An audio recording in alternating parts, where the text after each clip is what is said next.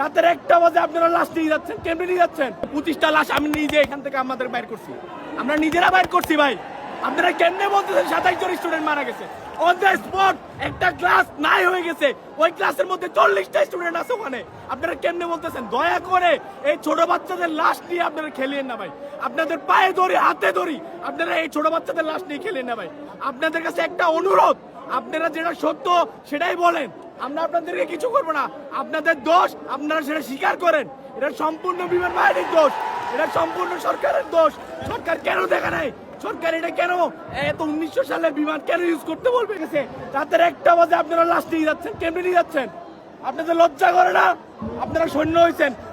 আর আমাদের যে বিমান বাহিনীর প্রধান, উনি তো আরামে আছে, উনি দেশ বিদেশ ঘুরতেছে, ওনার কোনো নামগন্ধ নাই। উনি ওনাদের ছেলেবেলা যা আছে, চামচা যা আছে, সবাইকে এখানে পাঠায় রাখছে।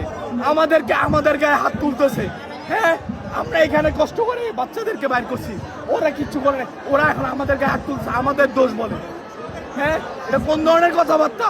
একটা 1900 সালের প্লেন আপনারা একজন সোলো ফ্লাইটার, যা ফার্স্ট ফ্লাইট, আপনি ওনাকে চালাইতে দিচ্ছেন।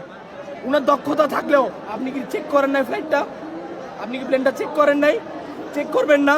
বিমান বাহিনীর প্রধান যখন 3000 কোটি টাকা মাইরা দেয়, তারপরে কোন বিমানটা আপনি কিনতে 25,000 কোটি টাকা নাই হয়ে যায়। 2018 সালে যখন বিমান বাহিনীর জন্য সেই বাজেট দেওয়া হয় 25,000 কোটি টাকা, 25,000 কোটি টাকা জেনাতন কথা, ওনার বাপের টাকা, এটা আমাদের বাবার টাকা দিয়ে ট্যাক্স দিয়ে চলে আসে। এই টাকাটা, এই টাকা দিয়ে কেনা কথা ছিল বিমান, সেখানে বিমান কেনা হয় নাই, টাকা মাইরে দিচ্ছেন, পাচার করে দিচ্ছেন, রেমিটেন্স বার করে দিচ্ছেন। তাহলে আর কি থাকে দেশে? তো আপনার ভাঙ্গা চোরা জিনিস নিয়ে চালাইতেছেন, এমন এমন জিনিস চালাইতেছেন যেগুলো আপনার দেশে চলতেছে, নিজের যে কোনো সময় ভেঙে চুরে করে দেবে। প্লেন কি গাড়ি যে মন চাইছে ব্রেক মারলাম, মন চাইছে ঘুরাই দিলাম, মন চাইছে যা করলাম? এটা প্লেন, এটা যে কোনো সময় যে কোনো কিছু করা যায় না, যে কোনো সময় যে কোনো কিছু হইতে পারে। একটা সেকেন্ড, একটা বিমান হাইয়েস্ট গেলে 500 থেকে 700 কিলোমিটার প্রতি ঘন্টা থাকে। একটা গাড়ির কোনো সম্ভব এরকম স্পিডে থাকা? একটা প্লেন কি যেন তেন সময় 1 সেকেন্ড মানে কি? 1 সেকেন্ড মানে একটা প্লেন 500 থেকে 600 মিটার পার করে ফেলছে। তো যে কোনো সময় যে কোনো কিছু হইতে পারে। তো এই জিনিসগুলো বিমান বাহিনীর প্রধানদের আগেই দেখা উচিত ছিল। এই সাবেক বিমান বাহিনীর প্রধানরা বাংলাদেশে ইচ্ছা মতো খাইয়ে গেছে, টাকাগুলো সব শেষ করে দিয়ে